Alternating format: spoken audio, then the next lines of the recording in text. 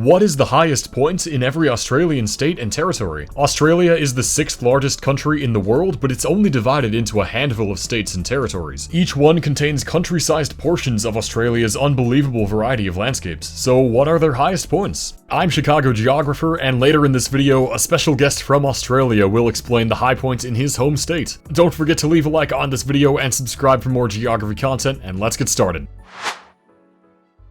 For Australian high pointers, a common goal is the State 8, or summiting the high points of all 8 main states and territories. This would be a pretty short video if we only talked about those, so let's double the count with all of its extra territories. Going in order from lowest to highest elevation, our first stop is the obscure island territory of the Ashmore and Cartier Islands. This group of reefs and islands between Australia and Indonesia doesn't reach very soaring heights. The highest point, West Island, is only 3 meters above sea level, according to acclaimed high pointers website Peakbagger. This is the lowest high points of any place I've mentioned in my videos so far. I'd also like to mention that even though Australia administers these islands, Indonesians have a long history of fishing here, and today traditional fishers from Indonesia are allowed to visit West Island with no restrictions.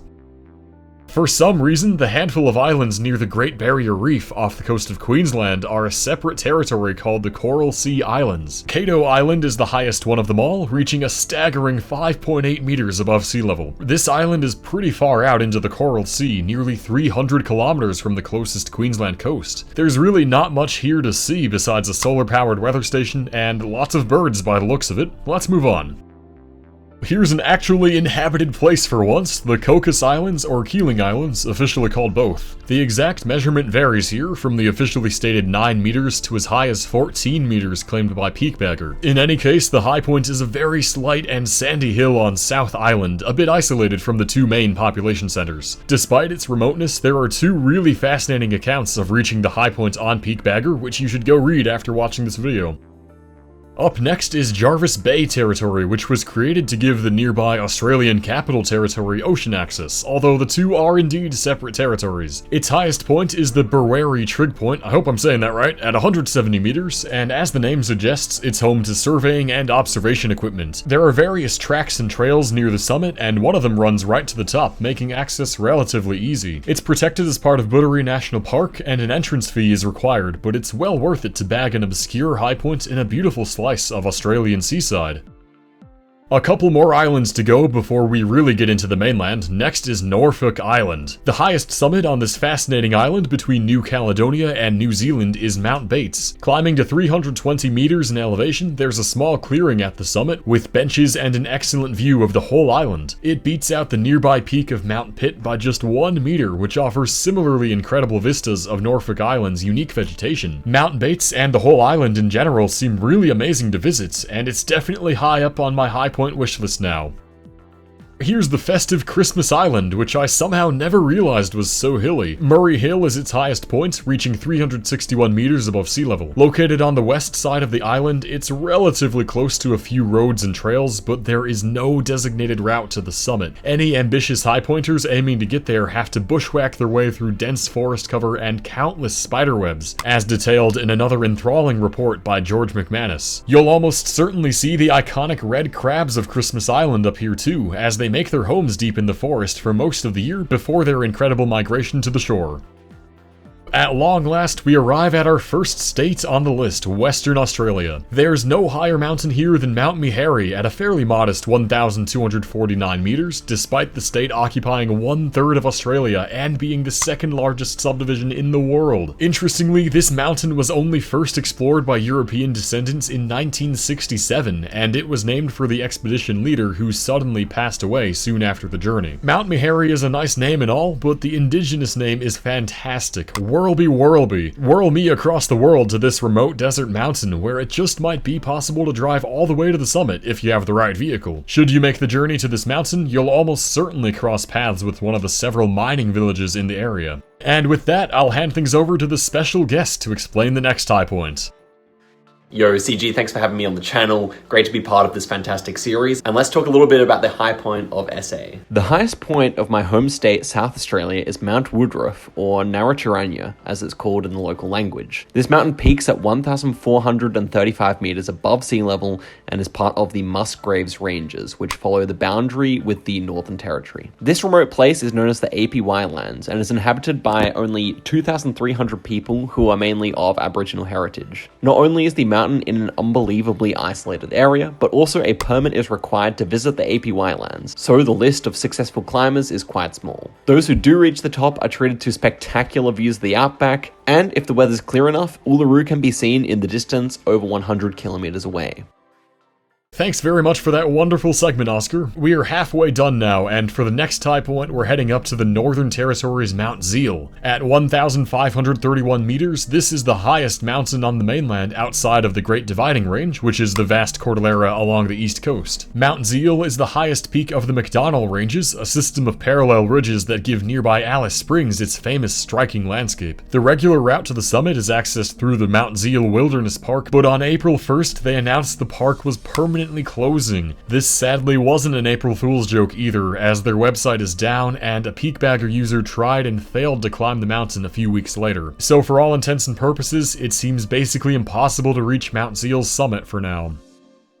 And starting up the Great Dividing Range states is Queensland. The highest peak in the state is Mount Bartle Frere, climbing to 1,611 meters above sea level. The slopes of this mountain are completely covered in rainforest vegetation, only giving way to cooler cloud forest and open boulder fields at the summit. Strong hikers who don't mind humid weather and spider-ridden trails are rewarded with stunning panoramas of tropical Queensland at the top, as long as it's not completely cloudy, which it often is in this climate. Measurements from nearby mountains show that it's one of the rainiest places in the world, receiving 8,000 millimeters or more annually. It also very possibly set the record for single-day rainfall anywhere in the world back in 1911.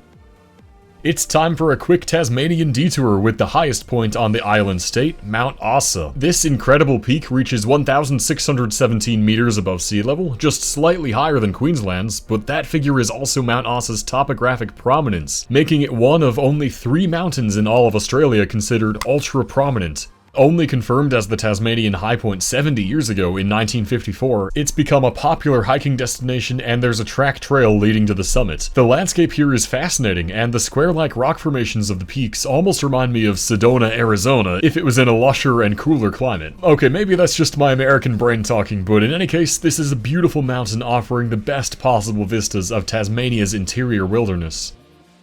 Back to the mainland now, and the Australian Capital Territory is next in line. The ACT is much more than just the city of Canberra. Out in its modest slice of Great Dividing Range wilderness is Bimberry Peak, a 1,913 meter high mountain summit which is actually located right on the border with New South Wales. It's also right next to the Australian Alps walking track, which runs for over 650 kilometers through the nation's most mountainous region. From the walking track, the spur trail that heads to the summit can be tricky to follow without a GPS, marked only by stone cairns. Bimberry Peak is often covered in snow during the winter and soars above the tree line, allowing for exceptional views.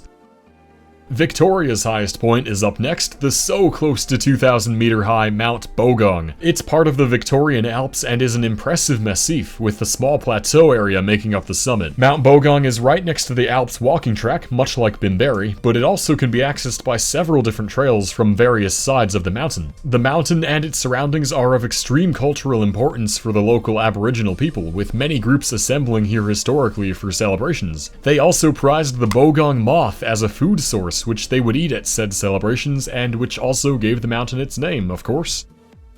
And here's the mountain I'm sure many of you were waiting for, Mount Kosciuszko of New South Wales. Ascending to an impressive 2,228 meters, it's the highest point in all of mainland Australia. Aboriginal Australians likely reached the summit long before modern Australia came to be, of course, but it was named by the first European to climb it in 1840, a Polish explorer who thought it resembled Kosciuszko Mound in Krakow. Up until 1977, it was possible to drive basically right up to the summit, but the road was closed to help protect affect the natural landscape. Despite that, this mountain remains massively popular with hikers and continues drawing new visitors. A public toilet was opened near the summit in 2007 to accommodate the surge in visitors, which is Australia's highest bathroom, so that's fun. Mount Kosciuszko is truly a breathtaking wonder of Australia and one of the world's most desirable peaks to ascend. But we're not done with this video yet.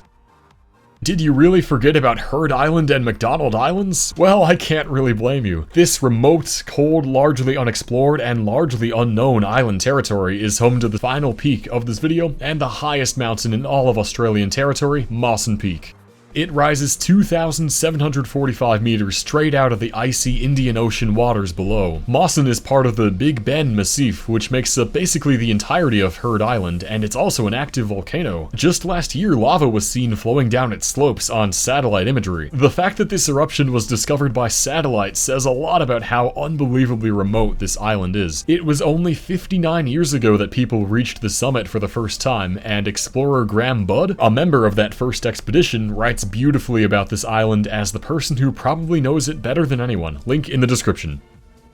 I really hope you enjoyed this Australian high point tour. This was probably my favorite high points video that I've produced so far, and I'm just blown away by how beautiful Australia is. If you've ever been to any of these places, make sure to leave a comment down below. I'd love to hear your stories. And as always, don't forget to give the video a like and subscribe for more geography content, and I will see you next time.